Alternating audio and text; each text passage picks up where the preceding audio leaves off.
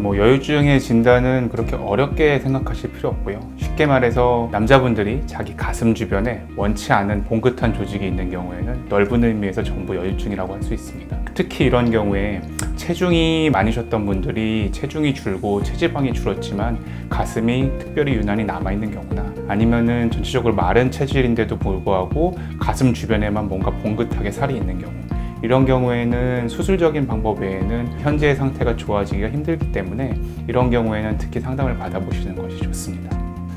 남자분들도 원래 정상적으로도 유두 밑부분에 여자분들처럼 유선 조직이 있습니다. 그런데 이 유선 조직이 좀 비정상적으로 과도하게 발달돼서 그것의 볼륨 자체가 겉에서 많이 보이고 또 만졌을 때 어떤 몽우리 같은 게 만져지는 경우에는 그런 걸 바로 진성 여유증이라고 합니다. 가성 여유증 같은 경우에는 이렇게 유선 조직이 발달한 경우가 아니라 몸에 체지방이 많으신 분들 중에 특히 가슴 주변에 지방이 많이 축적돼서 그 지방으로 인해서 가슴이 봉긋하게 솟아 보이는 경우, 이걸 가성 여유증이라고 하고요. 하지만 대부분의 경우에 있어서 유선 조직이 일부 발달되어 있고 그리고 지방 조직도 같이 발달되어 있는 경우가 많기 때문에 이 두 가지는 섞여 있는 경우가 많다고 생각을 하시면 됩니다. 가성여유증이라서 지방 조직이 많은 경우에는 그 지방을 줄이기 위한 지방 흡입이 수술의 주가 되고, 그리고 진성여유증이어서 유선 조직이 많이 발달된 경우에는 그 유선 조직 자체를 제거하는 그 방법이 수술의 주가 될 수 있지만, 말씀드렸던 것처럼 이 두 가지는 섞여 있기 때문에 수술은 거의 항상 지방 흡입과 유선 제거를 동시에 시행하게 됩니다.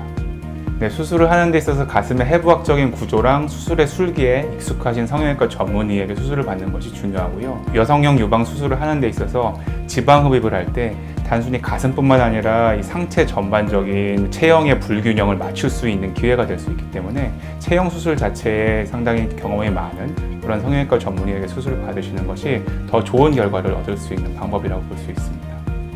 저희가 보통 살이 빠졌다가 다시 찔 때 돌아오는 거로 요요 현상이라고 말을 하는데, 이거는 수술적으로 그 부분의 볼륨을 줄였을 때는 잘 있지는 않습니다. 왜냐하면은 이 요요 현상이라는 게 생기는 이유는 금식이나 운동을 통해서 살을 뺐을 때 지방 세포들 하나하나의 크기가 줄어들었다가 다시 영양이 많이 공급되고 음식을 많이 먹게 되면은 줄어들었던 세포의 수가 커지면서 볼륨이 증가하는 것을 요요 현상이라고 합니다.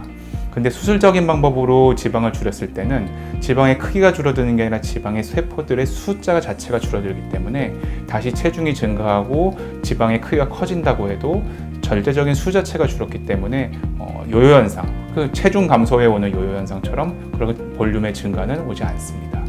그리고 가슴 같은 경우 저희가 지방 흡입과 유선 절제 방법을 통해서 평평하게 만들어 놓으면은 다시 살이 찐다고 해서 가슴 부분만 봉긋해지는 게 아니라 이 평평한 모양을 유지하면서 전체적으로 살이 찌는 거기 때문에 수술 전에 고민됐던 부분, 즉 이 전체적인 상체 몸에 대비 가슴 부분만 튀어나온 느낌 자체는 좋아진 채로 유지가 되고 단순히 그냥 전체적인 볼륨이 증가만 한다고 생각을 하시면 됩니다.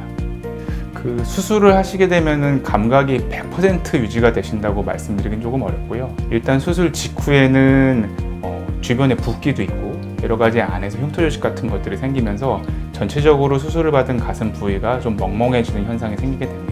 하지만 이 가슴의 신경이라는 것이 수술을 통해서 완전히 잘리거나 제거되는 것이 아니기 때문에 이러한 감각 조화 부분은 수술 후 3개월 혹은 길면 6개월 정도가 지나면서 점차 회복돼서 보통 95% 이상이 회복된다고 이렇게 알려져 있습니다. 또 유륜 부분이 수술 후에 들어가 보이는 가장 큰 이유는 앞서 말씀드린 것처럼 남성분들의 경우 누구나 유륜 바로 밑에 정상적으로 유선 조직이 그 부분을 받쳐주고 있습니다.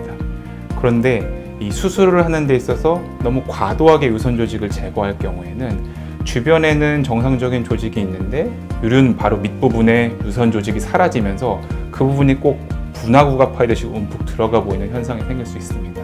그래서 이런 거를 줄이기 위해서 경험이 많으신 선생님한테 수술을 받아서 안쪽이 들어가 보이는 느낌을 줄일 수 있도록 주변 조직을 충분히 지방 흡입을 해주고, 그리고 또 유선 조직을 절제하는 데 있어서도 어느 한 부분만 심하게 잘라낸다기보다는 전체적으로 균형을 맞춰서 제거를 함으로써 그렇게 수술 후에 유륜 부분이 파여 보이는 느낌이나 이런 거를 미연에 방지할 수 있습니다.